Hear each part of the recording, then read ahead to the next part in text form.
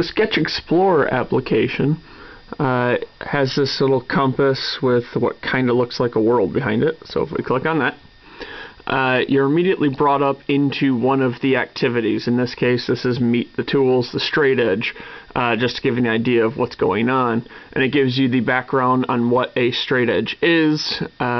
Click the button to show a construction line through AB, so we can construct the line.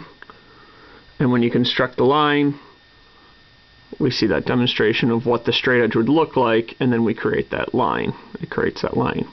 What's nice about that is once we have that, we can actually drag points A and B to actually see that no matter where we move it, we can see an infinite number of lines that exist within this. We also have a zoom out option, so we have more field of view that we need to go to, which isn't important for this one, but that does come in handy in some of the other ones.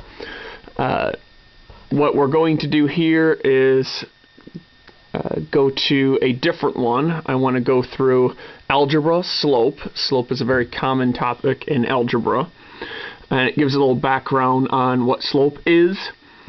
And so we want to define slope, drag points A and B to change the slope of line AB. So if we drag points A and B, we can see that the line changes.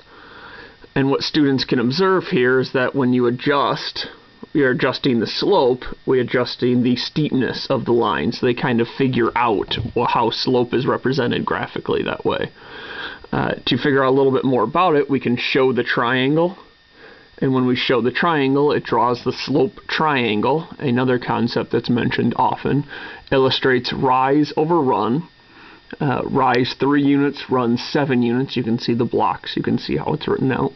And you can still maneuver this to actually see how those change. It gives students an opportunity to see an infinite number of slope triangles in a short amount of time. What usually takes a straight edge and a compass many trials to create, the SketchExplorer application does it in much less time. Also illustrating the slope as a fraction, and so you can always see that whatever it goes up versus whatever it goes down, both negative, 0, and if we get into a divide by 0, we can see that there's a problem there as well. So this is the SketchExplorer application.